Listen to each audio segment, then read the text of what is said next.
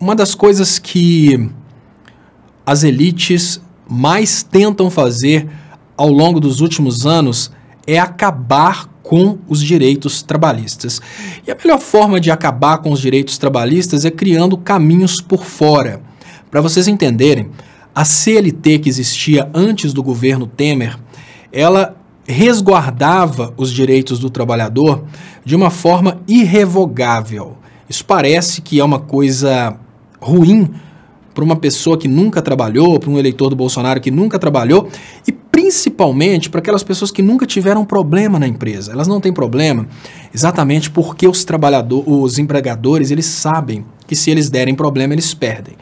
O que acontece é o seguinte, gente, direitos trabalhistas irrenunciáveis são os direitos que, mesmo que o empregado assine um documento falando que não quer receber, ele tem aquele direito. Eu vou dar um exemplo para vocês da CLT na época do governo Lula e Dilma. Durante o governo Lula e Dilma, se o empresário espertalhão chegasse para o empregado, passando dificuldade, falasse o seguinte para o empregado, olha, eu só vou te empregar se você assinar esse papel que você não quer nem férias, nem 13º.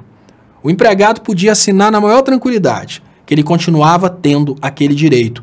E isso porque os direitos trabalhistas, eles eram irrenunciáveis. Por que esses direitos trabalhistas irrenunciáveis são importantes, gente? Primeiro, o salário no Brasil ele é ainda muito baixo. Se a gente pensa nos Estados Unidos, se a gente pensa na Inglaterra, férias e 13º não faz diferença nenhuma, não precisa para uma pessoa ter dignidade. Eu vou te dar um exemplo porque eu tenho uma experiência de Inglaterra. Tem eleitores do Bolsonaro e seguidores do Kim Kataguiri que acham que eu moro na Inglaterra até hoje, mas não é bem assim não, eu moro no Brasil. Quando eu estava na Inglaterra, o salário de eletricista na Inglaterra é equivalente a R$1.000 por dia.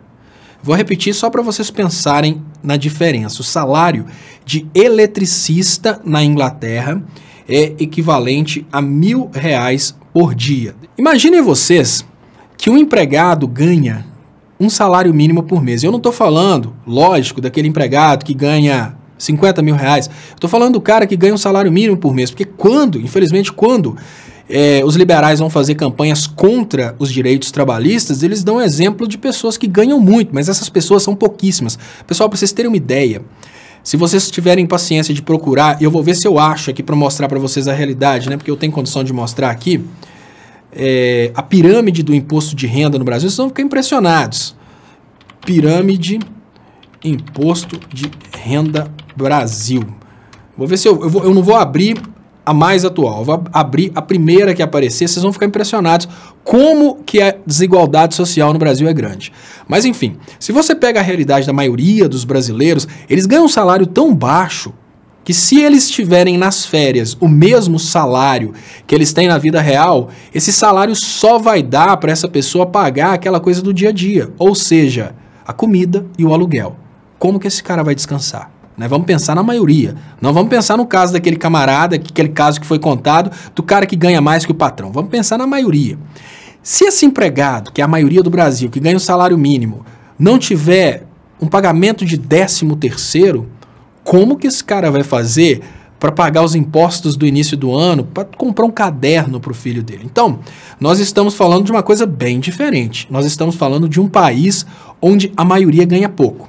Voltando agora para a questão dos direitos trabalhistas, eles estão tentando fazer isso há muito tempo. Tem muito tempo que esses liberais estão trabalhando no sentido de convencer a população e reformar os direitos trabalhistas. O primeiro ataque criou um caminho por fora. O caminho por fora era a possibilidade da terceirização irrestrita e a possibilidade também de pessoas constituírem suas próprias empresas e prestarem serviços irrestritos. Ou seja, você deixa de ser empregado daquela empresa e passa a pagar, a prestar serviço como empresa, né? Assim que funciona esse esquema agora nessa nova lei trabalhista. Antes não podia, porque se caracterizasse vínculo empregatício, mesmo assim a pessoa seria empregada, mas hoje praticamente nada caracteriza vínculo empregatício. No segundo momento, o que eles estão propondo agora é realmente o fim dos direitos trabalhistas irrenunciáveis. E quando eu falo fim dos direitos trabalhistas, normalmente tem aquele liberaloide que pergunta onde que mudou. É mais ou menos assim. para o liberalóide entender o que está mudando nessas mudanças nas leis trabalhistas, eu vou dar um exemplo muito simples. Imagine que você vai numa loja comprar um carro. Você tem duas opções. Ou você vai de um lado e paga o carro, ou você vai do outro e fala com o caixa que você não tem dinheiro, mas você pode levar o carro assim mesmo. Vamos cair na real. Você vai levar o carro sem pagar, porque ninguém quer pagar se pode conseguir de graça.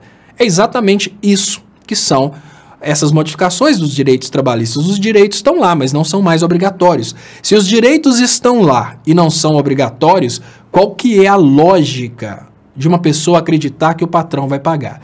Ah, porque os liberalóides como Kim Kataguiri, Vem Pra Rua e outros apoiadores dessas medidas, eles conseguiram convencer o jovem brasileiro que nunca trabalhou na vida que esse jovem vai entrar num Carrefour e vai conversar com o dono do Carrefour para combinar como é que ele vai receber as férias e o 13º. Esse jovem acha que ele vai trabalhar na Gerdau ou que vai trabalhar em qualquer outra grande empresa aí e vai conseguir conversar com o dono e falar: o senhor topa me pagar o meu 13º, meu FGTS parcelado aí nas parcelas do salário? O que o senhor acha? Bom, é assim, infelizmente, que nossos direitos trabalhistas estão acabando. E eu falo para vocês mais uma vez: jamais tente comparar a situação do Brasil com a situação dos Estados Unidos,